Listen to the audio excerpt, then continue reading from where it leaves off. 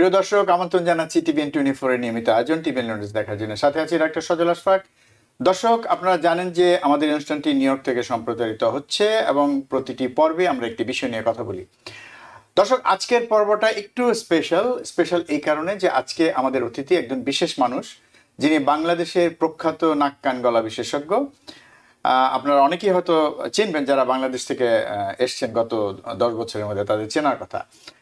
আসন পরিচিত আজকের অতিথির সঙ্গে প্রফেসর কামরুল হাসান তরফদার। স্যার, কেমন আছেন? আলহামদুলিল্লাহ, আপনারা ভালো আছেন? জি। তো আপনাকে আমরা পেয়ে আমরা আসলে খুবই আনন্দিত এবং খুবই খুশি যে আমরা দেশের একজন প্রখ্যাত নাক কান গলা বিশেষজ্ঞকে আমাদের আজকের এই চ্যানেলে পেয়েছি। ধন্যবাদ। তো স্যার, আজকে কি বিষয় নিয়ে কথা বলবো? একটু আগে বলছিলেন যে বিষয়টা মানে কম আলোচনা হয় কিন্তু গুরুত্বপূর্ণ, snoring and sleep apnoea. Snoring and sleep apnoea. তো এই স্নোরিং এর সাথে যদি শুরু করি এভাবে, আপনি বললেন যে স্নোরিং, একটা কথা আছে একসময় যে মানে খুব ভালো ঘুমকে আমরা মনে করি যে নাক ডেকে ঘুমাচ্ছে আরামে। আসলে কি নাক ডেকে ঘুমানোটা আরামের ঘুম? এবং স্নোরিং এর সাথে স্লিপ অ্যাপনিয়ার সম্পর্কটা কি? এটা স্নোরিং হলো শুধু নাক ডাকা, আর স্লিপ এপনিয়া, স্লিপ মানে ঘুমের সময়, এপনিয়া মানে দম বন্ধ হয়ে যাওয়া। নোজ এন্ড মাউথের লেভেলে যদি এই 8 থেকে 10 সেকেন্ড আপনার রেসপিরেশন বন্ধ থাকে, তখন ব্রেইনের সার্কুলেশন কমে যায়। তো এটা যদি ধরেন আমরা 8 ঘন্টা একটা স্লিপ, ঘন্টায় যদি 7 বার এরকম আপনার বন্ধ হয়ে যায়, মিনিমাম 30 যদি অ্যাপনিক এপিসোড হয়, তাহলে তো ইটস ডেঞ্জারাস। এটা বলি আমরা অবস্ট্রাকটিভ স্লিপ এপনিয়া। আচ্ছা আচ্ছা। আর স্নোরিং হলো ধরেন একটু মোটা হলো, অত নিঃশ্বাসের জায়গায় ব্যাঘাত হইতেছে, তার নাকের শেপটা একটু চেঞ্জ, মুখটা একটু মোটা, পেটটা মোটা, তাদের শুধু স্নোরিং হয়, কিন্তু এরকম দম বন্ধ হয় না। আচ্ছা আচ্ছা। তার মানে কি এরকম বলা যায় যে যার স্নোরিং দিয়ে শুরু, তার যদি মানে শারীরিক বিভিন্ন গঠন পরিবর্তন হতে থাকে, যদি সিম্পলি যদি ওজন বাড়তে থাকে, তাহলে সেটা কি স্লিপ অ্যাপনিয়ার দিকে টান করতে পারে? একটু যদি দেখেন আপনি ঘুমের মধ্যে একটা মানুষের নাক ডাকতেছে, এটা চিন্তা করার কারণ নাই, because he is in bad shape. এটা বাচ্চা হোক বুড়া হোক, তার মানে হচ্ছে যে ভবিষ্যতে তার জন্য এটা সিরিয়াস আকার ধারণ করতে পারে। কাজে ওই যে বলি যে নাক ডেকে ঘুমানো মানে খুবই মানে ভালো ঘুম, আরামের ঘুম, বিষয়টা তা না আসলে। তো আমরা যেটা দেখি যে আপনারা সবসময় বলেন যে যারা এই মানে নাক ডাকে বা যাদের, যেটা বললেন যে স্লিপ অ্যাপনিয়া যাদের অল্প মাত্রায় থাকে, তাদের আসলে কি ধরনের ক্ষতি হতে পারে? আপনি বলছিলেন যেটা খুবই বিপজ্জনক। কেন বিপজ্জনক? একটা হলো মানে আমরা বলি, মানে ধরেন যদি অ্যাডাল্টদের শুরু করি, আমরা একটা স্লিপি স্কেল আছে, পয়েন্ট বলি। আচ্ছা আচ্ছা। যে আমরা বলি, আপনি প্রশ্ন করে আপনার কি নাক ডাকে, তো বলছে হ্যাঁ, তো সাথে আমরা অ্যাটেন্ডেন্ট রাখি, ওনার মিসেস বা কেউ, অনেক জোরে নাক ডাকে, তো বলে ইয়েস। নাক ডাকার শব্দ কি পাশের রুম থেকে শোনা যায়? Heroic snoring. Heroic snoring. আর উনি কি ঘুম থেকে কখনো কখনো জেগে ওঠেন? মানে বলছে হ্যাঁ। তো আপনি খেয়াল করছেন, ট্রাফিকে বের হচ্ছেন, গাড়িতে বসে আছেন, ও গাড়িতে ট্রাফিকে উনি ঘুমায় পড়েন, বা একটা অনুষ্ঠান হইতেছে ধরেন সংসদে বা কোনো কনফারেন্সে, উনি এক পাশে ঘুমাচ্ছেন, উনি হি ক্যানট কনসেন্ট্রেট। তারপর এতে যে অসুবিধাটা হয়, তো ওই ল্যাক অফ কনসেন্ট্রেশন বলে, আমরা বলি ডে টাইম হাইপার সমনোলেন্স, মানে দিনের বেলা অল্পতে অবসন্ন হয়ে যায়, কাজ করতেছে ঘুমায় যায়, ইভেন বসা দাঁড়ানো অবস্থায় ঘুমায় যেতে পারে। এতে হয় কি, এই লস অফ মেমোরি, রিসেন্ট অনেক মেমোরি গুলো ভুলে যায়, মানে চাবি কোথায় রেখে আসলো, কি করলো, ভুলে গেল। তো সবচেয়ে ডেঞ্জারাস হলো যদি আপনি ওইরকম কোনো কাউকে দেখেন, আর জেনারেলি মোটা মানুষের নাক ডাকে, পেটটা মোটা হয়ে গেছে, ঘাড়ে চর্বি জমছে, নাকের পার্টিশনটা মোটা। চাইনিজ ইমিগ্রেন্ট দেখবেন, চাইনিজ ইমিগ্রেন্ট, আমরা ধরেন বাংলাদেশ, এটা তো একটা সংকর জনসমষ্টি, এখানে ককেশিয়ান, চাইনিজ, নিগ্রোইড, সব মঙ্গোলিয়ান, সবার লম্বা মানুষের নাক কম ডাকে দেখবেন, মোটা মানুষের নাক বেশি ডাকে। তো ওই ঘুমার সময় যেটা হয়, তো উনি ঘুমালো আরাম করে, আর নিয়ম হলো আপনি ডান কাতে ঘুমাবেন, হার্টকে দিবেন না। সোজা ঘুমাইলে কি হয়, পেটটা কি করে ওই ডায়াফ্রামকে ধাক্কা দেয়। আচ্ছা। তো ধাক্কা দিলে পরে এই লাংটা একটু উপরে উঠে, তো যার জিব্বা আছে তখন টাং ফল বেক হয়, জিব্বাটা উল্টে যায়। তো না, আপনি তো নিঃশ্বাস নেবেন নাকে, যে জিব্বার পিছন দিকে যে জায়গা যাবে, জায়গাটা সরু হয়ে যায়, দেখবেন ছোট জায়গাতে কোনো বাতাস গেলে একটা শব্দ হয়, সেটা মানে যে বাসিতে যেমন প্লাস অবস্ট্রাকশন হয়। ওই যে ওনার অবস্ট্রাকশন, নাক বন্ধ, নাকের পার্টিশন বাঁকা, জিব্বাটা মোটা, ঘাড়ের মধ্যে চর্বি জমা, পেটটা মোটা, তো রাত্রে ঘুমাইলে জিব্বা উল্টা যে একসময় ঘুম থেকে উঠে যাচ্ছে, উঠে কেন যায়? সো ব্রেইন রিসিভস অক্সিজেন আপনার রেসপিরেশন সময়, ঘুমের সময়। তো এখন যদি এই আপনি এই 30 সেকেন্ড টু 40 সেকেন্ড আপনি ব্রেইন অক্সিজেন পান, ব্রেইন কিন্তু বুঝে okay I am not getting any, আমার সাপ্লাই পাইতেছে না, তখনই সে মানুষকে বলে যে তুমি একটু জাগো, যে মানুষ করে উঠা বয়। আচ্ছা আচ্ছা উঠে বসে কেন বসে? বসে তখন তার ওই অক্সিজেনটা ঠিক মতো যায়, আবার ঘুমায়, এই রিপিটেড সাইকেল চলতে থাকে। আমরা বলি sign stroke respiration. Oxygen saturation আপনার থাকা উচিত 90-র উপরে। আপনি দেখেন কোভিডের সময় আপনারা অনেক কাজ করছেন এই টিভির থেকে আমি যতটুকু শুনছি, আপনি 90-র নিচে, 87-এর নিচে হলে বলতেন সিভিয়ার, তাড়াতাড়ি হসপিটাল দাও, অক্সিজেন দাও। কখনো কখনো স্লিপ পেশেন্টের 70-র নিচেও নেমে যায়। দেখবেন একটা বাচ্চাদের হয় কি, ওই যে স্কুলে যখন যায় তখন হি এক্সপোজেস টু মাল্টিপল অ্যান্টিজেন। শত্রু, ঘরে তো এত শত্রু ছিল না, তো এখন এই আমরা বলি এটা ইমিউন রেসপন্স হয়।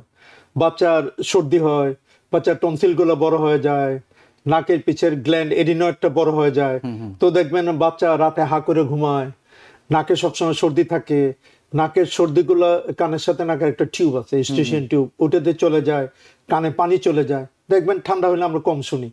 ওই বাচ্চা তো সবসময় ঠান্ডাতে থাকে, সর্দি থাকে, হা করে ঘুমায়, কানেও কম শুনে, স্কুলের রেজাল্ট খারাপ করে, দেখবেন ডাকতে পড়ে শুনে না, দূরে চলে যায়। একটা বাচ্চা যদি দেখা যায় তার পারফরমেন্স পুর হইতেছে, সে যদি হা করে ঘুমায়, তার যদি নাকে সর্দি পড়ে, তার কানে হিয়ারিংটা কমে যায়, তার মুখে শেপ নষ্ট হয়ে যায়, দাঁতগুলো উঁচা উঁচা হয়, আমরা বলি ক্রাউডেড, তাহলে বুঝে নিতে হবে বাচ্চা স্লিপ অ্যাপনিয়া আছে। আচ্ছা, তো বাচ্চাদের যে আপনি বলছিলেন যে বড় হোক বাচ্চা হোক, নাক ডাকলে অবশ্যই সেটা সমস্যা। তো এই যে বাচ্চাদের কথা বললেন আপনি, এবং অনেকগুলো বিষয় বললেন, প্রেজেন্টেশনটাও বললেন যে এইভাবে তারা প্রেজেন্ট করে, তো এই ক্ষেত্রে এই বাচ্চাদের এটা হওয়ার মূল কারণটা কি? বাচ্চারা হলো, আমরা বলি ধরেন বাচ্চা ইমিউনিটি হলো, এই কারো হাঁচি হয়, সর্দি হয়। হ্যাঁ, আপনি যেটা বললেন যে হঠাৎ করে যখন সে স্কুলে যাওয়া শুরু করে অনেক রোগ জীবাণুর সে মুখোমুখি হচ্ছে, অনেকগুলো যখন অর্গানিজম হয়, এটার এগেইনস্টে বডি অ্যান্টিবডি তৈরি করে তার প্রোটেকশন দেওয়ার জন্য। আমাদের কিছু লিম্ফেটিক অর্গান আছে, যে এই টনসিল, নাকের পিছের গ্ল্যান্ড, এডিনয়েড, ও তো এগুলো তৈরি করে, ইমিউন সিস্টেম লিম্ফোসাইট তৈরি করে। দেখবেন যে ব্যায়াম করে মোটা হয়, ও কাজ করতে যে ফুলে যায়। আচ্ছা, তার মানে হচ্ছে যে এই যে মানে জার্মের মুখোমুখি হওয়ার কারণে বাচ্চার টনসিল এবং এডিনয়েড গুলি বেশি কাজ করতে যেয়ে বড় হয়ে যাচ্ছে, হাইপারট্রফি, হাইপারপ্লেসিয়া হয়ে যায়। তো নাকের নিঃশ্বাসের জায়গাটা বন্ধ হয়ে যায়, মুখে খাওয়ার জায়গাটা বন্ধ হয়ে যায়। তো আপনার যদি একটা পাইপ আপনার নিঃশ্বাসে যত চিকন করে দিবেন, ততই শব্দ হবে, জায়গা হবে। তো রেসপিরেশনের ট্র্যাক্ট ইজ অবস্ট্রাক্টেড, ঠিক মতো অক্সিজেন পায় না রাতে।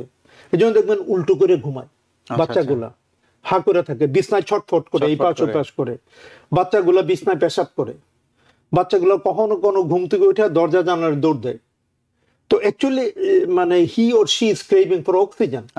তো অক্সিজেন ল্যাক করে। আমাদের ধরেন বাংলাদেশে গ্রামে প্রচলিত আছে, আমার ছেলেকে জিনে আসর করতে, ভূতে আসর করতে, উপরি ধরছে, তাকে তাবিজের কাছে নিয়ে যাও, পানি পরা দাও। Actually not, the child is suffering for oxygen. যে অক্সিজেনের জন্য কার্বন ডাই স্যাচুরেশন বেড়ে যায়। তো অ্যাডাল্টের যেটা হয়, বাচ্চারা তো তাড়াতাড়ি বাচ্চারা হয়, তার মেমোরি সেল কমে যায়, ইন্টেলিজেন্স কমে যায়, ইডিয়েটিক একটা লুক হয়, দাঁতের শেপ গুলো নষ্ট হয়ে যায়, মুখের চেহারাটা অসুন্দর হয়ে যায়। আর অ্যাডাল্টের যেটা হয়, উনি প্রতিদিন না ঘুমাইতে পারে, ল্যাক অফ কনসেন্ট্রেশন, মেমোরি, মানে he is a future patient for heart attack, মানে he is a future patient for stroke. আর ডেঞ্জারাস হইলো যদি ড্রাইভিং করে, এই 2 ঘন্টা পরেই গাড়িতে ঘুমায় যাবে। সো আপনি যখন কোনো ড্রাইভার চুজ করবেন, দেখবেন যদি মনে হয় আপনার কাছে মোটা, নাদোষ নদোষ, you should be careful, but he will commit accident. এটাতে অনেকেই মারা যেতে পারে সাইড থেকে। তারপরেও আরো কিছু সমস্যা হয়, আমরা বলি lack of sex, lack of other thing is related with the obstructive sleep apnoea. তাহলে এতে আরাম করে ঘুমানোর ব্যাপার না। ব্যাপার নাই। তো যেটা বলছিলেন যে বাচ্চাদের ক্ষেত্রে, তো আপনি বলছেন যে বাচ্চাদের ক্ষেত্রে তো কিছু মানে ক্ষতি, যেটা বলছিলেন যে ফেসের কিছু চেঞ্জ হয়, জি। হ্যাঁ, এটা তো একটা গেল, তার চেহারাটা নষ্ট হয়ে যাচ্ছে, দাঁতগুলা উঁচু হ্যাঁ, উঁচু হয়ে যাচ্ছে। আর একটা হচ্ছে যেটা বললেন যে তার ব্রেইনের কিছু সমস্যা হতে থাকে, এক্স্যাক্টলি, তার মেমোরির কিছু সমস্যা হতে থাকে। তো এগুলি কি মানে রিভার্সিবল, মানে এগুলি কি মানে যদি এটার মানে যে চিকিৎসা সেটা নিলে কি এটা ফিরে আসবে? Yes yes, 100% reversible. আচ্ছা আচ্ছা। এখন আপনি ওই আমরা বলবো যে আপনার বাচ্চা যদি রাতে নাক ডাকে বা ঘুমের সমস্যা হয়, তাড়াতাড়ি প্রপার ডাক্তার দেখান। আর এখন আগে তো অনেক কিছু করা লাগতো, এখন এটা করা এখন সিম্পল, এই আধুনিক যুগে simple endoscope, telescope, this is এভেল। হা করে আপনি বাচ্চারা দেখারও দরকার নাই, আর হা করে ওই ছবিতে দেখতেছেন, টিভিতে বিশাল বড়, নাকে দিলে এডিনয়েড দেখা যায়।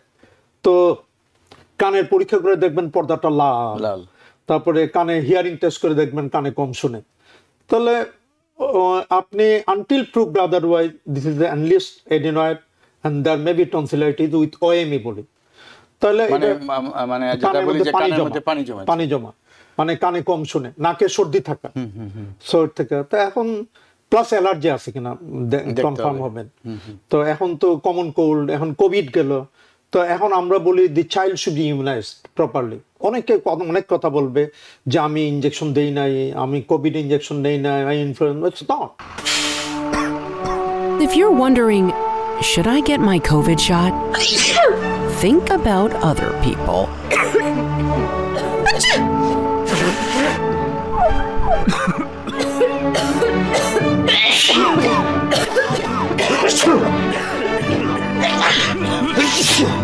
Set a date to get your COVID shot and RSV if eligible.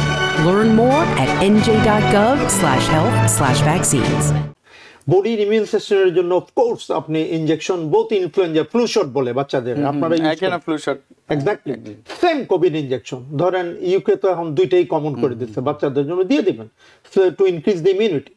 তো সর্দি হলো না, কাশি হলো না, এটা কমে গেল, এটা একটা। তারপরে আপনি কিছুদিন মেডিসিনে দেখেন one antihistamine montelukast with a nasal steroid spray, with সবকিছু মিলায় যদি if necessary there is infection you can go for an antibiotic. কিছু ইনহেলেশনে পাওয়া যায় এখন ইউক্যালিপটাস অয়েল। আর কানে যে ফ্লুইডটা জমে সেটা বের করার জন্য নাক মুখ চেপে কানে বাতাস দিবে, গরম পানি ভাপ নিবে, ঠান্ডা নাকের সর্দি কমে গেলে কানের সর্দিও কমে যাবে। আর যদি যান হিয়ারিং তো লেভেল বুঝি, যেমন আপনি ভালো বুঝেন, আপনি তো একজন ইএনটি স্পেশালিস্ট। তো আমি যে আপনি যে কথা বলতেছি এটা একটা একক 30 ডেসিবেল, সেটাই। আমরা যে চিৎকার করে কথা বলি এটা 60 ডেসিবেল। তো জেট প্লেনের আওয়াজ 90 ডেসিবেল, বিদ্যুৎ চমকানো 120 ডেসিবেল। এখন আপনি সিম্পল কথা বলে বুঝতে পারবেন তার লস কতটুকু আছে। তো লস যদি 60 ডেসিবেল হয় তো ক্লাসের টিচারের কথা শুনবে না। তাহলে যদি অনেকবার ডাকলে না শুনে, তাহলে শুনে না, তাহলে আপনি ইমিডিয়েট অ্যাকশনে যেতে হবে। তো ওই যে বললেন কানে পর্দাতে পানি বের করতে হবে, গ্রমেট ইনসার্শন করা যায়। এডিনয়েডও রাখবেন কেন? যে নিঃশ্বাসের জায়গা বন্ধ করে দেয়, বা টনসিল যদি ইনফেক্টেড হয়ে যায়। আমরা বলি, অনেকেই বলে আপনারা for money you are removing the tonsil. আমরা বলি না, আপনার টনসিল তো আপনার শরীরের দারোয়ান। এইট ইজ আপনার main is the police guard. হ্যাঁ। তো পুলিশ যদি চুরি করা থুরি করে, আপনি পুলিশ রাখবেন না। আচ্ছা, সেটাই। তাহলে দারোয়ান যদি ডাকাতে করে, দারোয়ান রাখার তো যুক্তি নাই। You have to remove it. হ্যাঁ, মানে এটা হয়তো আমি আর নতুন দারোয়ান রাখতে পারবো না, কিন্তু এই দারোয়ানকে বিদায় করলে তো অন্তত এই দারোয়ানের চুরি থেকে বাঁচবো। সেটাই তো, এটাই মানে। কিন্তু আর এই সার্জারিটা মানে ব্যাপারে, হ্যাঁ মানে, কিন্তু সার্জারিটা সবার তো লাগছে না, কারো লাগছে না। যাদের আমরা সিভিয়ার অবস্ট্রাকটিভ অ্যাপনিয়া উইথ কানে কম শুনে, ক্লাসে পারফরম্যান্স পুয়ার, আমরা কনজারভেটিভলি 3 মান্থ দেখবো।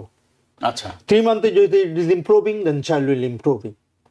আমরা এই ভ্যাকসিন দিব, আমরা ডাক্তারের কাছে যাব, আমরা পিছায় যাব না। যে আর ভ্যাকসিন নিয়ে আমরা কথা বলবো না। দেয়ার আর সাম প্রোবায়োটিক্স এখন, প্রোবায়োটিক্স বডির ইমিউন সিস্টেম বাড়ানোর জন্য। This are the some drugs. যে আমরা যেমন ইন্ডিয়ানরা দেখবেন তারা টক দই খায়, this is nothing but the probiotic, Lactobacillus. আমরা কিন্তু বাঙালিরা খাই কিনা জানি না, এখানে হয়তো খায়। এটা কি করে ইমিউন সিস্টেম, বডির যে ব্যাকটেরিয়া এগুলোকে বাড়ায় দেয়, তো বডির ওই ইমিউনিটিকে প্রোটেকশন দেয়। তো এখন probiotics is important. 1 Montelukast a day, 1 spray a day, 1 probiotic can improve 80% child. আর অ্যাডাল্টের ব্যাপারে আমরা বলি আপনি ইউ অ্যাভয়েড অল এসএস। মানে এস কি? 1 নম্বর এস হলো স্পাইসি ফুড, আচ্ছা 2 নম্বর স্মোকিং, 3 নম্বর স্পিরিট, 3টা। 4 নম্বর বলি রিকারেন্ট যাদের সেপসিস হয়, দাঁতে ইনফেকশন, মুখে নাকে ইনফেকশন, এগুলোকে আপনি অ্যাভয়েড করতে হবে। তারপরে বলি হইলো এই যে আপনি মুখের গলা ইনফেকশন, যে আমরা যারা silence is your best answer. তারপরে বলি সারাদিনে অনেকক্ষণ হাসবেন, মানে smiling is your best medicine. আর প্লেন্টি অফ ওয়াটার বলি, at least 8 to 10 glass of water. আপনি একজন টিচার, তা আমরা বলি WHO অ্যাডভোকেসি হলো you don't speak continuously more than 20 minutes at a time. You give a pause, you take 1 glass of water, you give the task to the students আর আদার, ওদের দেন, ওরা তাহলে বুঝাবে। আর ওজন কমাতে হবে। হ্যাঁ, এটা একটা সালাদ খায়, আরেকটা হলো সালাদ, হ্যাঁ হ্যাঁ সালাদ নিবেন। তো ওজন কমানো নিয়ে অনেক কথা আছে, অনেক কথা। আঞ্জু বলে যে আমরা ইসলামিক রাইচুয়াল বলে সপ্তাহে 2 দিন রোজা রাখেন, সোম বৃহস্পতি, রোজা ভাঙ্গেন খেজুর খেয়ে, গরু খেয়ে না। আপনার ওজন কমার বেস্ট পলিসি সবই পাবেন দুনিয়া আখেরাত। আর ইন্ডিয়ানরা বলে, তারা গেলেই বলে বলে গরু যা খায় তাই খাইবেন, গরু খাওয়া বন্ধ করিবেন। হ্যাঁ, এখানে আপনারা মেনটেন করেন। চাইনিজরা বলে you arrange for a 1 meal diet or maximum 2 meal diet. আমাদের মতো সারাদিন খাওয়াতে হবে না, তারপরে তো এক্সারসাইজ করতে হবে আপনাকে, খাওয়ার রুটিনটা মেনটেন মানে করতে হবে। এই কারণে আপনি ওজনের কথা বললেন, তো এই কারণেই বোধ হয় যে মানে তরুণ অবস্থায় বা যুবক অবস্থায় কারো কিন্তু এই নাক ডাকার সমস্যা থাকে না, কিন্তু একটা বয়সের পরে গেলে তখন হয়। মানে আলটিমেটলি ঘটনা হচ্ছে যে সে সামহাও মানে ফ্যাট ডিপোজিশন হয়েছে, তার ওজন বাড়ার কারণটাই বড় সমস্যা, পেরিফেরাল ফ্যাট ডিপোজিশন। তো এখানে আমরা একটু ডায়াগনোসিস সম্পর্কে শুনতে চাই। যেমন স্লিপ অ্যাপনিয়া যাদের হয় বা স্নোরিং করছে, তাদের কি ধরনের পরীক্ষা নিরীক্ষার মধ্যে যাওয়া উচিত? আমি স্পেশালি জানতে চাই যে অনেক সময় আমরা শুনি এই দেশে বেশি হয় এটা, এবং আমি বলবো যে কানাডাতেও, যে স্লিপ স্টাডি, একটু যদি ধারণা দেন। হ্যাঁ, জিনিসটা হলো মানে আপনাকে যদি মনে হয় এই লোকটা ওভারওয়েট, আপনি তো ওই স্কেলে দেখলেন, হ্যাঁ, স্কেল দেখে বুঝলে গেলেন স্লিপ অ্যাপনিক। এখানে মাইল্ড, মডারেট, সিভিয়ার ভাগ করলেন। মাইল্ডের জন্য আপনি পার্ট করে নিলেন তার কি করা উচিত, তার কোমরবিডিটি আছে কিনা, is E smoker, is E diabetic, is E hypertensive, is E on some drugs, তো এইগুলোকে এক্সক্লুড করতে হবে। তারপরে আপনার সিম্পল টেস্ট হলো ব্লাড টেস্ট, রুটিন ব্লাড টেস্টের মধ্যে with fasting lipid profile, fasting cholesterol, এইটা ব্লাড সুগার, এটার মধ্যে আপনি অনেক কিছু পাই যাইতেছে ব্লাড টেস্টের মধ্যে। তার cholesterol is high, triglyceride is high, কোনটা এলডিএল ইজ লো, তো এখানে আপনি ইউ শুড ফাইন্ড আউট, তার অনেক কিছু পাইতেছেন। Then you go for electrolytes and others. এখন বলে simple x ray can give you nothing. Simple আপনি নাকের সাইনাসের একটা এক্সরে, নেজোফেরিন্সের এক্সরে দিলেই বোঝা যায় there is a adenoid, there is a sinus infection, নাকের হাড্ডিটা বাঁকা, কন্টিনিউ হাঁচি থাকে, নাকে পলিপ আছে, টনসিলের সাইজটা বড়, জিব্বা মোটা, গলা জানাইলে দেখবেন পেট মোটা, শর্ট নেক, জিব্বা মোটা, ওদের নাক ডাকে।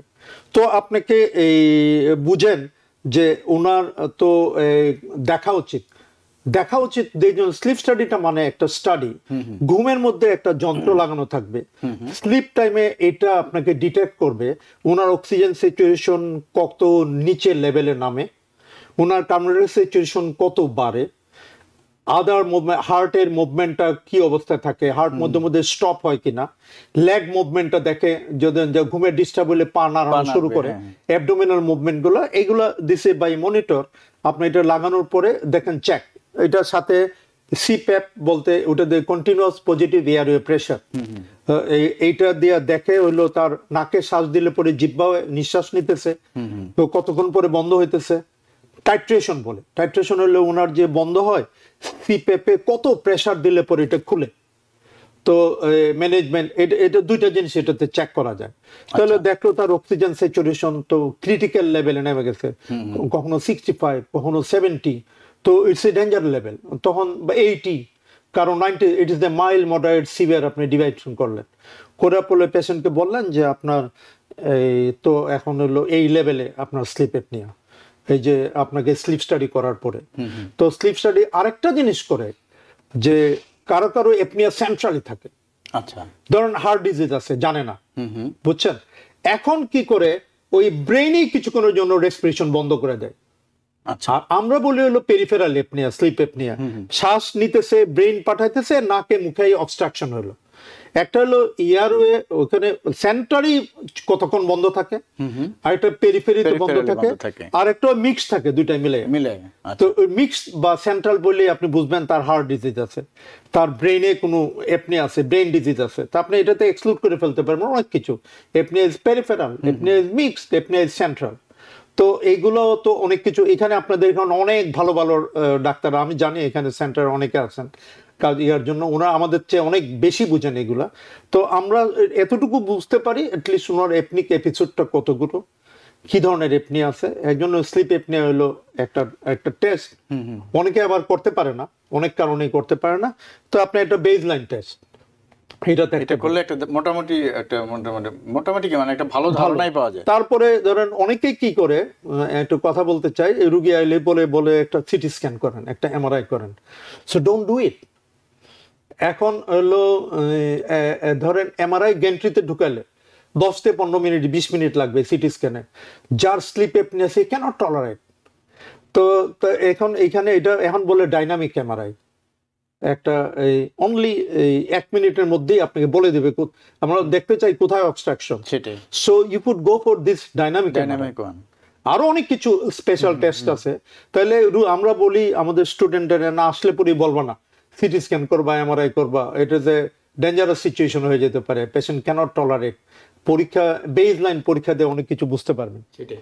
তো অনেক ধন্যবাদ প্রফেসর কামরুল হাসান। আমরা একটু বিরতিতে যাব। দর্শক, সময় হলো বিরতি নেবার। বিরতির পর আবার ফিরে আসবেন, আশা করি আমাদের সাথেই থাকবেন। If you're wondering, should I get my COVID shot? Think about other people.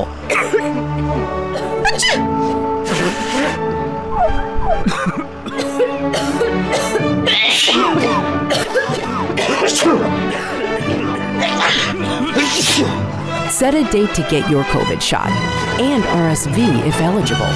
Learn more at nj.gov/health/vaccines. প্রিয় দর্শক, বিরতির পর আবার ফিরে এলাম অনুষ্ঠানে। আপনারা দেখছেন টিবিএন ওয়েলনেস। আজকে আমরা কথা বলছি স্লিপ অ্যাপনিয়া নিয়ে এবং সাথে নাক ডাকা এবং আরো কিছু বিষয় নিয়ে আমরা কথা বলবো। আমাদের আজকের অতিথি বাংলাদেশের প্রখ্যাত নাক কান গলা বিশেষজ্ঞ প্রফেসর কামরুল হাসান তরফদার। তো স্যার, এর আগে যেটা বলছিলাম যে আমরা স্লিপ স্টাডি নিয়ে কথা বলছিলাম, তো মোটামুটি তো একটা ধারণা পাওয়া গেল। তো এক্ষেত্রে যখন একজন মানুষের সমস্যা পাওয়া যায়, তখন আসলে আপনারা মানে তার জন্য যে চিকিৎসা ব্যবস্থাটা দেন, তার মধ্যে কি কি থাকে? মানে নিশ্চয়ই অবস্থা ভেদে হয়, যার যেরকম অবস্থা। তো কিভাবে শুরু করেন চিকিৎসাটা? একটা প্রাথমিক অবস্থায় আমরা বলি ইউ চেঞ্জ ইউর লাইফস্টাইল, ওজন কমানো মেইনলি। এক্স্যাক্টলি। এবং স্লিপ হ্যাবিট চেঞ্জ করেন, এস গুলোকে অ্যাভয়েড করেন, যেগুলো বললেন আপনি। 2 নম্বর হলো আমরা বলি যে তাকে আমরা প্রেসক্রিপশন করে দেয় এই টাইট্রেশনে, either use CPAP or BiPAP. হার্টের সমস্যা তাহলে বাইপ্যাপ, সিপ্যাপ ইউজ করে ঘুমাইতে সময় উনি এটা ইউজ করে ঘুমাবে। তো অনেকেই টলারেট করে, অনেকে টলারেট করতে পারে না, বেশি কমপ্লিকেশন আছে। আর সিভিয়ার অ্যাপনিয়াতে আমরা ইফ নেসেসারি সার্জারিতে যাই। বাচ্চাদের আমরা যদি হয় টনসিল এডিনয়েড বড় থাকে, আমরা এডিনয়েড ফেলে দেই। বহু মেকানিজম আছে এখন, কবলেশন হয়, মাইক্রোডেব্রিডার হয়। তো এই যে বড়দের ক্ষেত্রে যে অপারেশনটা বললেন, সেক্ষেত্রে কি ধরনের অপারেশন করেন? এটা হলো আমরা নাকে দেখি সেপ্টাল ডেভিয়েশন আছে, মানে নাকের হাড় যদি বাঁকা থাকে বা নাকে যদি পলিপ থাকে, পলিপের অপারেশন। আমরা জেনারেলি ইভুলোটা অনেক বড় থাকে, টনসিলের সাইজ বড় থাকে, জিহ্বাটা অনেক মোটা থাকে, শর্ট নেক থাকে। তো এটা আমরা বলি মাল্টি লেভেল সার্জারি, যে তার টনসিল ফেলে দিতে হবে। ইউবিপিপি, ইউবুলো প্যালেটোফেরিঙ্গোপ্লাস্টি, এখানে লেজার অ্যাসিস্টেড হইতে পারে। তারপরে হলো ট্রান্সলোকেশন ফেরিঙ্গোপ্লাস্টি হতে পারে। ইয়ার থেকে এখন এটা ডিপেন্ড করবে পেশেন্টের উপরে। কখনো কোনো টাং বেজ রিডাকশন হয়, ইয়ার থেকে মানে জিহ্বার কিছু জিহ্বাটা ছোট করা হয়। কখনো কখনো আমরা হায়ার্ড সাসপেনশনও করি ইয়ার থেকে। তো এটা generally multi stage, multi level surgery. এই অনুযায়ী আগে দিতে হবে। All surgeries are now available, beautiful surgery. Surgery ছাড়াও এখন বেশ কিছু আছে। তো এই সার্জারিগুলি কি, মানে আপনি যখন বললেন যে নাকে তারপরে টনসিল ফেলে দেওয়া, আবার ইবিলো প্যালাটোফেরিঙ্গোপ্লাস্টি, সবগুলি কি একই সাথে করেন না আলাদা আলাদা সেটিং এ? অ্যাকচুয়ালি ইবিলোপ্যালেটোপ্লাস্টি করতে পারেন একসাথে, বাকিগুলো স্টেজিং করলে ভালো হয়। আচ্ছা আচ্ছা তাহলে স্টেজ সার্জারি এই ওজন কমায়া ইউবিপিপি তে ম্যাক্সিমাম ভালো হয়ে যেতে পারে। আচ্ছা আচ্ছা। তো তার মানে হচ্ছে যে মানে এই সার্জারিটাই মানে শেষ উত্তর না, মানে সার্জারি করার পরেও যেটা বললেন আগে যে লাইফস্টাইল চেঞ্জ, ওজন কমানো, সেটাতে আসলে কনসেন্ট্রেট করতেই হবে। মানে এখন আসলে কিছু পার্সেন্টেজ আছে, মানে আপনি সার্জারি তো সেভাবে ভালো হবে না, আচ্ছা, তখন ওই ট্র্যাকেস্টমি করা হয়। মানে তার মানে যেটা আরো খারাপ অবস্থা, মানে আরো খারাপ অবস্থা ইয়ার থেকে এত বেশি, কারণ আপনার অক্সিজেন দিতে হবে। তো ভয় পাওয়ার কিছু নাই, ম্যাক্সিমামই ওয়েট রিডাকশন আদার ইয়াতে ভালো হয়ে যায়। আর সার্জারি মাল্টি লেভেল সার্জারি হয়তো ট্র্যাকেস্টমি করলেন, এদিক দিয়ে ফুটো করে দিয়ে তার বাতাসের ব্যবস্থা করলেন, সেটা কি আবার ক্লোজ করে দেওয়া যায়? ভেরি রেয়ার না, এখন হলো আপনার ক্লোজ করে অন্য জিনিস। আচ্ছা, আপনি যদি স্লিপের জন্য আপনি যদি ধরেন একটা হলো টেম্পোরারি করছেন, কোনো ডিজিজ ছিল উপরে, ট্র্যাকেস্টমি করছেন, সে ফেরিঞ্জিয়াল টিউমার ছিল, টাং বেজের টিউমার ছিল, এখন তো রোবোটিক অ্যাসিস্টেডও টাং বেজে কাজ করা হয়, মানে ইমার্জেন্সি কোনো কারণে বা হ্যাঁ পরে বন্ধ করে দেবেন। আচ্ছা, 15 দিন পরে বন্ধ করে দেবেন, তখন রেসপিরেশনটা ভিতর দিকে নিবে। আর যাদের জন্য ইপিগ্লোটিস একদম ইনফোল্ডেড থাকে, সিপেপে কাজ করে না, আমি দেখছি অনেক লেরিওমেলিশিয়া বাচ্চাদের থাকে, লেজার অ্যাসিস্টেড, শুধু এই কাজগুলো করে দিলে পরে কিছু লাগে না, খুব আরাম ঘুমাবে, কিছু সব ভালো হয়ে যাবে। তো ডিপেন্ড করে কলাপসিং ইপিগ্লোটিস কোনটা কত, এটা স্টেজ অনুযায়ী ডিপেন্ড কি করবেন, এটা সবসময় রাখার দরকার না, টেম্পোরারি করলেন পরে বন্ধ করে দিলেন। সেটা কিন্তু সবচেয়ে বড় ব্যাপার হচ্ছে যেটা আপনি শুরুতেই বললেন যে নাক ডাকা এবং ঘুমের মধ্যে যে দম বন্ধ হয়ে যাওয়ার যে বিষয়টা, স্লিপ অ্যাপনিয়া, এটা থাকলে যদি চিকিৎসা করা না হয়, মানে এবং চিকিৎসার অনেক ধাপ আছে যার যেটা প্রযোজ্য সেই অনুযায়ী, এবং সবচেয়ে যেটা বারবার বলছিলেন আপনি যে লাইফস্টাইল চেঞ্জ, ওজন কমানো বা অন্যান্য যেগুলো বললেন যেগুলো সবগুলি যদি বন্ধ করা যায় তাহলে হয়তো বা স্বাভাবিক ভালো হওয়া সম্ভব ইনশাআল্লাহ। এখন কথা হচ্ছে যে তারপরেও তো কারো কারো সার্জারি লাগতে পারে, সেটা আলাদা কথা। এটা থেকে তার মানে হচ্ছে যে এটা যখন সে মেনটেন করতে থাকবে তখন সে আবার আগের অবস্থায় ফিরে যেতে থাকবে, রাইট? অবশ্যই ওনার lifestyle modification is important, number 1। মানে ও যা খুশি খেতে পারবে না, যা খুশি চলতে পারবে না, at least avoiding should smoking, spirit should be avoided, and spicy food. আচ্ছা আচ্ছা। তো এখন আরেকটা প্রশ্ন হচ্ছে যে এটা তো গেল একটা, তো আরো কিছু সমস্যা যদি বলি, জানেন আরো একটা কমন আমরা দেখি যে নাক দিয়ে রক্ত পড়া, এবং সেটা আমরা বিশেষ করে বাচ্চাদের অনেক সময় বেশি দেখি। এটা অনেকে ভাবেন যে গরমের সময় হয়, কারো শীতের সময় হয়। এই বাচ্চাদেরটা যদি আগে আলোচনা করতে চাই যে এই বাচ্চাদের নাক দিয়ে রক্ত পড়ার কারণটা কি? 1 নম্বর হলো বলে ইডিওপ্যাথিক, কোনো কারণ ছাড়া হয়। এই যে আপনি বলেন ওয়েদার চেঞ্জ, অনেক ঠান্ডা অনেক গরম, হঠাৎ করে ওয়েদার চেঞ্জ, প্লাস বাচ্চাদের দেখবেন রাইনার সর্দি থাকে, নাকে থাকে, তো সর্দি তো ইচিং হয়, তো বাচ্চা ফ্রিকোয়েন্ট নোজ প্রিক করে। It is one of the important cause. Generally বাচ্চাদের ব্লিডিং এরিয়া বলি anterior superior part of the septum, Little's area যেটা বলে, এখানে মাল্টিপল প্লেক্সাস অফ ভেসেলস আছে, অনেকগুলি রক্তনালী মিলিত হচ্ছে, তো ওইখানে আলসারেশন থাকে ইচিং করার জন্য, একটু টাচ করলো ব্লিডিং হলো। বাচ্চাদের ব্লিডিংটা এরকমই হয়, খুব বেশি হয় না। আচ্ছা, তাছাড়াও কিছু ডিজিজ থাকতে পারে, মানে বাজে নেজাল পেপিলোমা থাকতে পারে, নেজাল পলিপ থাকতে পারে, হেমোরোজিক টেলেঞ্জিয়াক্টিসিয়া থাকতে পারে, অনেক সময় রাইনোসাইনোসাইটিস থাকতে পারে, এগুলো ব্লিডিং ডিজঅর্ডার থাকতে পারে। ধরে আমরা জানি না বাচ্চাদের রিকারেন্ট পড়ে, তো ব্লাড টেস্ট করলে বোঝা যাবে তার কোনো ফ্যাক্টর ডেফিসিয়েন্সি আছে কিনা, এই সমস্ত কারণ। একটা হলো লোকাল কজ, একটা central cause. Generally idiopathic, generally common cold, রক্ত পড়লেই ভয় পাওয়ার কিছু নাই, তো ইচিং হয়। তো ওইরকম যদি আসে, মানে আপনার কাছে আসলো ডক্টর হিসেবে যে বাচ্চার frequent, you look at the nose, তো ওইখানে ডেভিয়েশন আছে কিনা, ওখানে আলসারেশন হয়, জেনারেলি আলসারেশন থাকে। সিম্পল আমরা বলি নোকটা কেটে দিবেন, নাকে আর কিছু অ্যান্টিবায়োটিক ক্রিম পাওয়া যায় বা সুদিং ভ্যাসেলিন পাওয়া যায়, এটা রাত্রে দিবেন, আর কারণটাকে সরাই দেন, ভালো হয়ে যাবে। প্লাস আমরা ব্লিডিং ডিজঅর্ডার আছে কিনা, অন্যান্য কোনো ইনফেকশন আছে কিনা, এগুলা করলে ভালো হয়ে যায়। বাচ্চাদের ব্লিডিং অল্পই হয় যদি আনটিল তার কোনো ব্লিডিং পলিপাস বা কোনো হেমোরেজিক টেলেঞ্জিয়াক্টিসিয়া ওইরকম সমস্যা না থাকে। সো ভয় পাওয়ার কিছু নাই। বাচ্চাকে যদি আপনার বাসায় বাচ্চা রক্ত পড়ে, সাথে সাথে নাকটা চেপে রাখবেন, আমরা বলি 7 থেকে 8 মিনিট, 10 মিনিট হলে ভালো। হা করে থাকবে, শ্বাস নেবে, হা করে যাতে দম বন্ধ না হয়। কেউ যদি বরফ ঠান্ডা পানি থাকে নাকের উপরে দেখবেন ম্যাক্সিমাম ব্লিডিং বন্ধ হয়ে যাবে। আচ্ছা, তারপরে কল ইউর ডক্টরস, আপনার ডক্টর দেখে ভালো করে ফেলবে ইয়ার থেকে। তো একটা দেখবেন হাউ ফ্রিকুয়েন্ট ইজ, মানে সারাক্ষণ রিকারেন্ট কিনা, বারবারই হচ্ছে কিনা, অন্য কিছু আছে কিনা, তখন এক্সরে করবে, আদার পরীক্ষা করবে, ট্রিট অ্যাকর্ডিংলি, কারণ পাইলে কারণে চিকিৎসা করবে। তো 80-90% ইডিওপ্যাথিক, মানে খুব বেশি চিন্তিত হওয়ার কিছু নাই, চিন্তিত হওয়ার কিছু নাই। তো এটা একটা ভালো বিষয়। তো বড়দের তো কম হয়, কিন্তু বড়দের হ্যাঁ, বড়দের হইলে আপনি চিন্তা করতে হবে, যেহেতু Hippocrates was the father of medicine. হ্যাঁ, উনি কি বলতেন, উনি বলছিল where nose not bleed brain may bleed.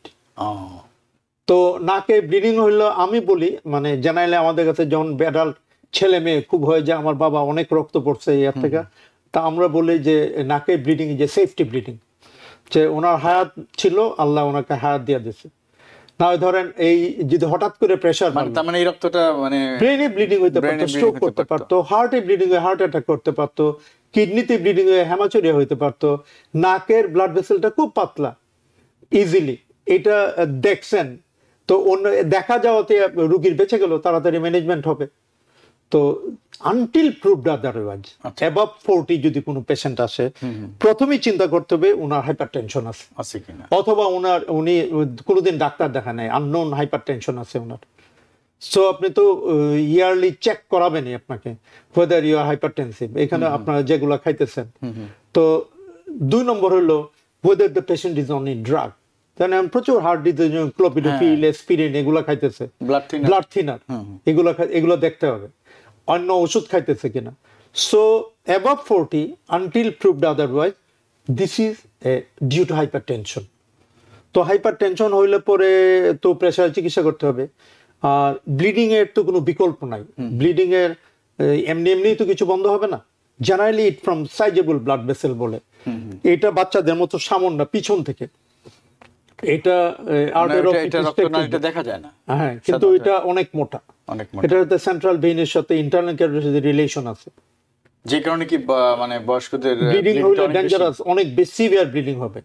তো ইমিডিয়েট পেশেন্টকে রাশ করতে হবে, এবং ব্লাড ফর ব্লাড আদার পরীক্ষা দিয়ে দিল। ব্লিডিং বন্ধ করার জন্য there are so many things are available. Pack, nasal pack বলে, নোজোভেন বলে, নেজাল প্যাক উইথ টিউব বলে, ম্যারোসিল প্যাক বলে, আমরা সিম্পল গজ পিসো বা তুলা দিয়েও করতে পারি। সো এন্ট্রোনেজাল প্যাকিং বলে। তো দিস ইজ ডাক্তাররা বুঝবে প্যাকিং। কখনো কখনো পোস্টনেজাল প্যাকিংও দিতে হয়, কখনো কখনো I have got the very bitter experience in my life time. কখনো কখনো পেশেন্টকে আপনাকে ওটিতে নিয়ে এন্ডোস্কোপিক্যালি, যে এখন এটা ব্যারোটিড স্প্যানোপ্যালেটান আর্টারি না এন্টেরিকমেডাল আর্টারি, তো সবকিছু দেখা ব্লিড করে বাই এন্ডোস্কোপি। এখন তো 0, 30, 70 টেলিস্কোপস আর অ্যাভেলেবল। এখন দুনিয়া অনেক ওপেন।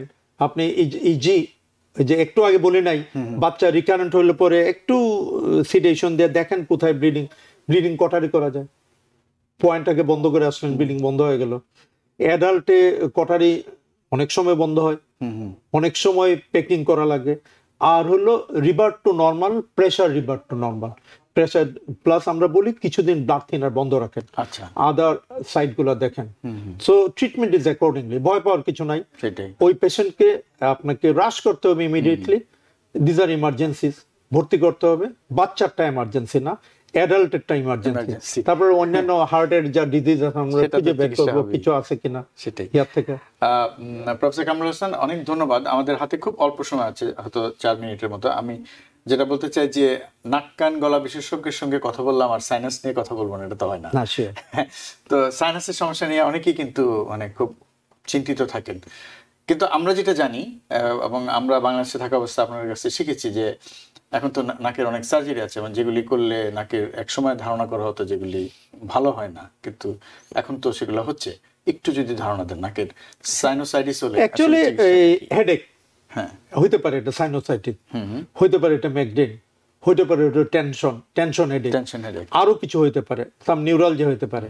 সো আমরা যদি দেখি রিকারেন্ট রানিং নোজ হয়, সর্দি হয়, ঘুমাইতে নাক বন্ধ থাকে, আর হেডেকটা যদি এইসব জায়গায় হয়, sinus is nothing but the MT space in the skull. এই যে এখানে কিছু সাইনাস থাকে, এটা ম্যাক্সিলারি সাইনাস বলে, এখানে কিছু ফাঁকা জায়গা থাকে, ফ্রন্টাল সাইনাস বলে। তাছাড়াও নাকের ভিতরে ইথমোইডাল সাইনাস আছে, স্পেনোডাল সাইনাস আছে। জেনারেলি ম্যাক্সিলারি সাইনোসাইটিস হয় বেশি, তবে অন্য সাইনোসাইটিস হইতে পারে।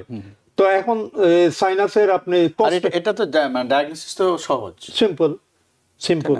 এখন তো আপনি ক্লিনিক্যালি এন্ডোস্কোপিক্যালি দেখলেন, এটার জন্য একটা সিটি স্ক্যান অফ পিএনএস বা ইপনেস সিটি স্ক্যান অফ ব্রেইন, ওইটা দেখার পথে আপনি বুঝতে পারবেন যে ডেভিয়েশন আছে কিনা, তার টার্বিনেট গুলো কি অবস্থা, কনসাবুলোসা কিনা, তার আনসিনেট প্রসেস বড় কিনা, তার ফ্রন্টাল সাইনোসাইটিস আছে কিনা, অন্য সাইনাস স্পেনোডাল সাইনাস আছে কিনা, বা simple axial coronal plane CT scan 3D করলে পরে আপনি বুঝতে পারতেছেন তার কি সমস্যা আছে।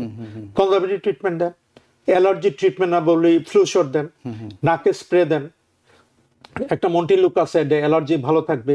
যদি অ্যাকিউট সাইনাসে ইনফেকশন থাকে আমরা অ্যান্টিবায়োটিক দেই, এই জায়গায় কখনো 10 to 14 ডেজও দেওয়া হয় অ্যান্টিবায়োটিক, একটু লম্বা সময়। আমরা কোভিডের সময় দেখছি প্রচুর ফাঙ্গাল সাইনোসাইটিস, প্রচুর।